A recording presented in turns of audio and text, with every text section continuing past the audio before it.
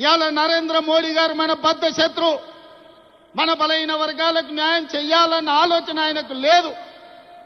ఆయన ఆలోచనలు ఎట్లా ఉన్నా సరే ఆయన మోచేతి నీళ్లు తాగే కిషన్ రెడ్డికి, రామచంద్రరావుకు, బండి సంజయ్కి ఏమైంది? పొయ్యకాలం వచ్చిందా అని నేను అడుగుతున్నా.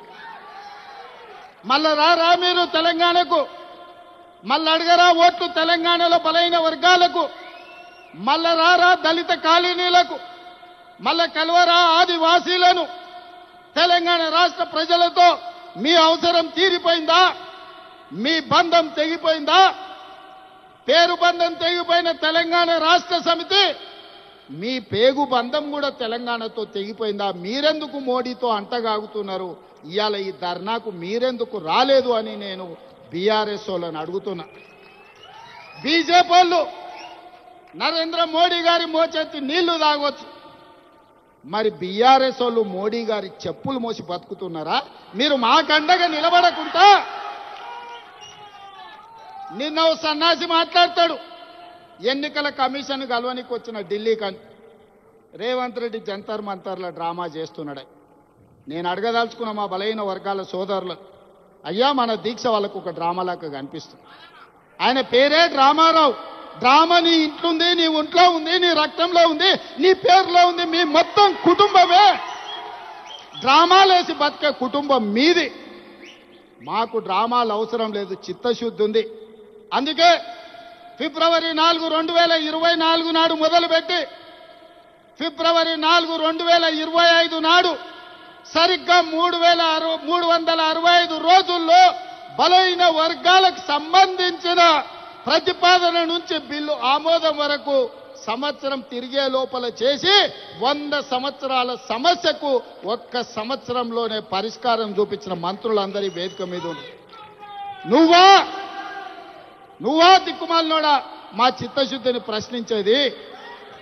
నీ దిక్కుమాలిన మాటలు, నీ దివాలకోరు విధానం, బండకేసి కొట్టినా 100 మీటర్ల గోతి తీసి పాతి పెట్టిన మీ బుద్ధి మారలేదు, మీ ఆలోచన మారలేదు. అందుకే ఇవాళ మీ ఇంట్లోనే చక్కగా లేరు. ఒకరు బీసీకి అనుకూలం అంటే ఇంకొకరు వ్యతిరేకం అంటారు, మూడోగా ఆయన మధ్యస్థం అంటారు. నేను అటు కాదు, నేను ఇటు కాదు అంటాడు. ఈయన ఈ అటు ఇటు కానోడు కూడా నా గురించి మాట్లాడతాడు. అందుకే మిత్రులారా, ఇవాళ మన చిత్తశుద్ధిని ఎవడు ప్రశ్నించలేడు. ఇవాళ తెలంగాణ మోడలే దేశానికి రోల్ మోడల్ అయ్యింది. ఇవాళ ఈ తెలంగాణ మోడల్, ఈ కులగణన, ఈ జనగణన, ఈ 42% రిజర్వేషన్ దేశ రాజకీయాలలో సునామీని సృష్టించబోతుంది. ఆ సునామీలో ఎన్డీఏ బంగాళాఖాతంలో కలవబోతుంది. నరేంద్ర మోడీ గారు కుర్చీ దిగబోతున్నారు. ఆనాడు గుజరాత్లో జరిగిన దుర్ఘటనలతో అటల్ బిహారీ వాజ్పేయి గారు నరేంద్ర మోడీ గారిని ముఖ్యమంత్రి కుర్చీ నుంచి మారుద్దామనుకున్నాడు. అది సాధ్యపడలేదు. నిన్నగాక మొన్న ఆర్ఎస్ఎస్ పెద్ద మోహన్ భగవత్ గారు ఇంకొక మాట అన్నారు, 75 సంవత్సరాలు పూర్తయిన ప్రతి ఒక్కరూ పదవుల నుంచి దిగాలి.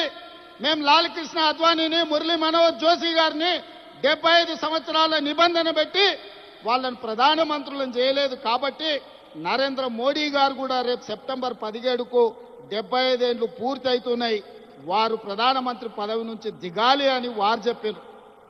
కానీ నరేంద్ర మోడీ గారి పరమ భక్తుడు నిశికాంత్ దూబే గారు ఒక మాట చెప్పారు, నరేంద్ర మోడీ గారు కుర్చీ దిగరు, 2029లో కూడా ఆయననే ఎన్నికల్లో ప్రధానమంత్రి అభ్యర్థిగా ఉంటాడని. నేను ఒక మాట చెప్పదలుచుకునే వేదిక మీద, నరేంద్ర మోడీ గారు మీరు దిగొద్దు కుర్చీ, 2029 వరకు మీరే ఉండాలి. 2029 ఎన్నికల్లో అటల్ బిహారీ వాజ్పేయి ఆర్ఎస్ఎస్ చేయలేని పని, నరేంద్ర మోడీని గద్దెదించే పని మా సోదరుడు, మా నాయకుడు రాహుల్ గాంధీ గారు, మా నాయకుడు రాహుల్ గాంధీ గారి నేతృత్వంలో మా ప్రతి కాంగ్రెస్ పార్టీ కార్యకర్త దేశం నలుమూలల నుంచి కార్యోన్ముఖులై ఎన్నికల యుద్ధ రంగంలో నరేంద్ర మోడీని ఓడిస్తాం, ఢిల్లీ గద్దె నుంచి నరేంద్ర మోడీని దించుతాం. ఇదే మా శపథం అని చెప్పి జంతర్ మంతర్ సాక్షిగా నేను చెప్పదలుచుకున్నా.